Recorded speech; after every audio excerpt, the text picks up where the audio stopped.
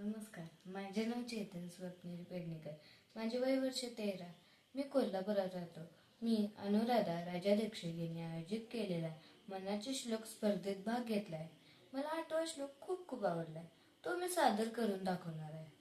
देहे त्यागिता कीर्ती मागे उरावी, मना सज्जना हीची क्रिया धरावी, मना चंदनाचे परित्वाजी जावे, परियंतरी सज्जनाने व्हावे. याचा अर्थ जीवनामध्ये अशी काम करत की मृत्यूनंतरही मागे कीर्ती उरावी. लोकांच्या साठी स्वतःचा देह चंदनाप्रमाणे झिजवावा आणि सज्जन लोकांना समाधान द्यावे. मला हा श्लोक खूप आवडला. याचे मुख्य कारण या जीवनाची मूल्य दिले आहे. शरीर आणि पैसा नष्ट होऊ शकतात, पण आपण जी चांगली कामे केली ती नष्ट होत नाही, मागे उरतात.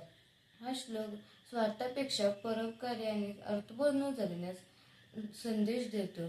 मला सुद्धा माझे आयुष्य देशाच्या सेवेसाठी समर्पित करायचे. देशाचे आणि आई वडिलांचे नाव मोठे करायचे. धन्यवाद.